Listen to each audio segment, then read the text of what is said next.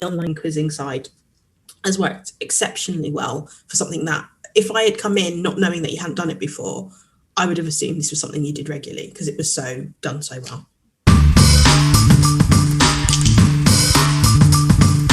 Paddy, highlights of the year? So highlights of the year, personally for me, I'll start personally and then I'll extend out. Personally for me this year, it was an absolute thrill to be chosen on Pick of the Week on Radio 4. And so that was a tremendous honour to be on that as part of Round Britain Quiz, and on a music question. That was just an absolute thrill. Apart from that, it was great to see, our team stay up in the QLL Division 1. That was a real absolute jaw-dropping final day. And also I should say, like, in terms of, like, you know, if there's a trophy for performance of the year, I would have to give it to Pineapple, the team that stayed up with it, because they went into their final round of their final match 5 points down, and you're only able to get 8 of your own, and then you have to steal. So the maximum you can get is 12 in a round for anyone that doesn't know the format. So they're 5 down. The maximum they can get is 12. To stay up, they need to get all their questions in a row and then hope for the best that the other team across town don't get a 4 in a row. And if all those things don't fall into perfect sync, then they go down. And sure enough, they got all 4 of their questions. They got the bonus point for that. They stole a couple off the other side, drew the match, ended up getting 3 points on the table as a result of that, and leapfrog over the team ahead of them that were in nearly challenging for the title earlier in the year. It was just the most extraordinary performance I've ever seen. So that was a real highlight for me. That was absolute, like, Disney sort of stuff, you know. It's like talking mascot dog kind of level of fanciful plotlining. So there's that. And then I suppose, I would also sort of say to my friend Brandon, Imperial College, but Brandon and his team were a tremendous group. And, you know, I've known Brandon a long time now. We met in Greece at the Olympiad, Quiz Olympiad in 2016. And even then, it was like University Challenge is a thing I want to do. And and so it's tremendous to see him do it, and, you know, and to sort of and to be such a great winner, and to sort of and to take it in the way that he did, and just sort of that sort of team spirit and that cohesiveness they had was absolutely tremendous. Then, of course, the weird thing is that, you know, all that happened in February. All that sort of the staying up happened in February, and it's hard to believe that that's the same year as all this. So in terms of a highlight of the year is, I don't know if it's a highlight exactly, but it's a light, and for now that'll do. Is this idea that we can do things like this, and that I can quiz, you know, from my phone down the lanes in Glasgow, and still, meet with, sort of the people I enjoy meeting with on a Tuesday to quiz, and then all the various other things that have opened up. I mean, theoretically, I could have my dance card marked every single night with some other different kind of quiz every single day. And, you know, we've already had such tremendous innovation this year, with so much more scope for other things in 2021. And in the teeth of a very bad, very difficult year, for so many reasons, for so many people, to have sort of the level of innovation and the way that kind of people have reacted to it by going, okay, well, we'll just pick up our sticks and take it to the, you know, virtual world.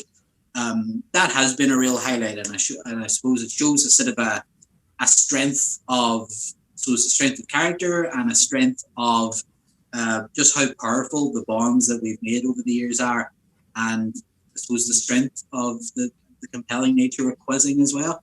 So in a year where there's been scant of anything else, the fact that we're able to do this at all in the way that we're doing it has to be up there really highly for me. Yeah, never has the phrase necessity is the mother of invention been more true than in lockdown and the pandemic and in quizzing, and it's spurred some real innovation, and it's brought new faces to the fore. It's shone a light, particularly with the explosion of Mimir, on people who are really good at that format but weren't getting much opportunity to play it. So I think it really has given a lot of opportunities. not to say we want a pandemic every year, but on the plus side, it has had a positive impact in some areas. Shanine, what have your highlights been? I think mine's going to echo Paddy's really, which is the speed and the efficiency of moving to Zoom. So I only joined this year. I showed interest when I thought it was still going to be in pubs, and then kind of forgot about it, and then got an email in the summer going, "Oh, do you want to still be part of this?" And I think it worked incredibly well. And I think people at that point in the summer had been used to, maybe in their work context, they were used to video conferencing, but there are still a lot of quizzes, still struggling with the technology, still worrying about their internet connections. But I don't remember any major issues in any of the games I had. And I think, considering the amount of games that were going on and the admin of it, like us going into a Zoom room and then just kind of being put off into breakout rooms, just felt to me like it was done really seamlessly. Even when maybe QLL, for example, goes back to the pubs, the online quiz league, to me, I think will probably continue as an option. So you've got that, okay, I go out and quiz and I see people face to face, but I can also do it online if for some reason I can't make it out that week or I've got other plans. So I think in some ways, as odd as it sounds, I think it's brought more people together, because you've been, meeting up every week on Zoom. You've been doing things like wiki quiz, which I've got really into. So that's kind of another one of my highlights, because I've really enjoyed writing quizzes. I'm at the stage where I'm a better quiz writer than I am a quizzer. I'm hoping that by writing quizzes that will maybe flip a bit. But I think it's just kind of an area, as much as I joked earlier about these kind of old man questions, it was, to me, the committee, particularly at QL, is pretty youthful, and I think that led to moving so quickly to technology and not having this fear, and being kind of really welcoming and saying, look, we've not done this before. And just, there wasn't any, everyone cut each other slack, and even the timings about the 10-second, 5-second rule, there's a bit of delay. We'll just be really kind of decent about it. And I think that's the highlight for me. Everyone's been really nice, really decent, and I think online quizzing side has worked exceptionally well for something that, if I had come in not knowing that you hadn't done it before, I would have assumed this was something you did regularly, because it was done so well. Well, I think it's really interesting you mentioned the writing side of things, because I think that's an oft neglected angle of quizzes, because we do need the quiz writers and we do need the quiz questions. Gone are the days when people are satisfied by somebody just cribbing from a book or reading from a book or whatever. I do remember those days when that was kind of how we did a lot of this stuff. But writers have come to the fore who were not getting exposure before, through wiki quiz, through writing friendlies for online quizzing, through writing Mimir questions, etc. Certainly something we're keen to do through All Things Quiz, is bring different voices through. But I think it can only be healthy for quiz to have different perspectives, to have different lived experience, different knowledge sets feeding into the general mix, and it could accelerate canon expansion quite significantly, and that can only be a good thing. I was looking back on the year, and there are some kind of obvious or major highlights. Don Fear winning the Million, yes. That was great, because for Millionaire, it needs that, I think, to be a successful show with longevity. So I think that was good. Brandon and the Imperial team winning was really good to see. One of the things I really appreciate in Grand Prix Circuit was they've changed their genre definitions, which had long been a bugbear of mine, that you could do the entertainment genre and all of a sudden there would be literature questions in there and sort of high culture like ballet and opera or whatever. But whereas in the art and the art and culture section, sorry, I'm just knocking my microphone. In the art and culture section, it was devoid of that stuff, but you would see like entertainment stuff popping up in science and other genres, and it's like, no, keep all the entertainment together and keep all the high culture together, and that's what they've done, and I really appreciate that, because that now means I feel I've got a fairer shot in my stronger areas, so that's good. But online quizzing has been amazing, but when we came out of lockdown the first time and we were first able to do a physical Grand Prix, and although it was only like 15 of us, but I actually saw people in the flesh and we did a quiz and we were socially distanced and whatever, but then we went outside and sat outside in the sun afterwards, and we're chatted. It was like a flashback to happier times. And it reminded me that the things I really like about quizzing, obviously I like good questions and I like to be tested, but actually the thing that drew me into quizzing and kept me there was the people. And online interactions are brilliant, but physical interactions are better, at least for me, than the online. And then I look back at the two other highlights of the year, which were the Only Connect reunion, at which I got moderately drunk. And all right, more than moderately drunk.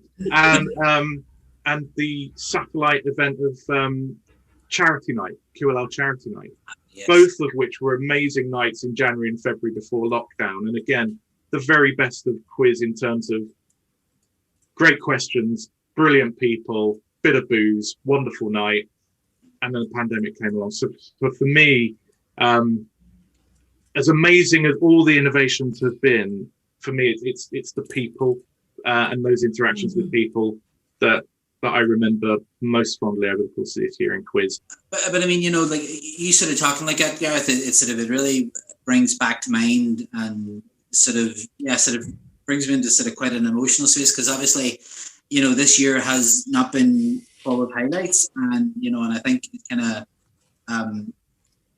it would be remiss of us to not mention John and Dave in a review of the year, and thinking about this, and like, so I mean, John Jacob, who was a tremendous sort of stalwart of QLL and of the Children League, the President's Cup. He was on my team in the President's Cup, and and lots of other different teammate of mine in QLL, and and involved in so much of the the fun stuff in quiz as well. We'd go on the sort of the Greek holiday with us, and he was just a tremendously sort of fun and kind man, and we lost him to COVID early in March, and it's rattling. And briefly before that, we lost Dave Rainford, who people know tremendous knowledge. Dave from Eggheads, so one of the finest quizzers out there, one of the finest men out there, and it's every time I log on to a Zoom now, I still sort of I realize that I'm not quite at the moment where I kind of realize that I won't see them again, to be perfectly honest. Because everyone has been through the lens, I have kind of suspended reality a bit. And so I've not quite got there yet. But by the same token, sort of they're always in my mind. I mean, sort of anytime I sort of I log in or log out quiz, they're there. And just a tremendous loss, because like you say, sort of this, our community, our sport, whatever it is you want to call it, it lives and dies on the people that show up and make it a fun place to show up. And John and Dave, sort of, one northern, one southern, one highbrow, one lowbrow, one highbrow, one lowbrow, and just sort of they represented the very best about what it was to go in and do a quiz. And so sort of when I think of 2020, and there'll be lots of things to be hopeful and optimistic about, but 2020 will always be the year that's we lost them. But in one way, I suppose it's one thing where if you have a bad day at the office quiz-wise, and you think, oh, I should have gone for that, it doesn't bring it into perspective that it's like, well, if the worst thing that happens to you this week is that you pass a question you kind of knew, then that's not the worst thing. So it's been a hell of a year for perspective. I'll put it like that. Certainly has, and they're really sadly missed. And as you say, when we get back to those events where they would have been, and they're not there, that's when it will really strike home, I think. And speaking of charity night, that was one, for example, with John, when he was always a regular. So big losses. It's been a tough year in many ways, and a successful and brilliant year in unexpected ways. hopefully 2021 will be less extreme, but kind of equally productive on the quiz front, and less destructive on other fronts.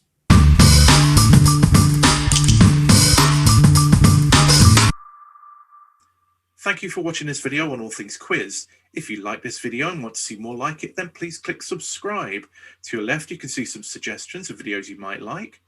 And if you want to discuss anything you've seen on All Things Quiz, or perhaps volunteer to get involved in one of our challenges, then why not join the All Things Quiz Facebook group?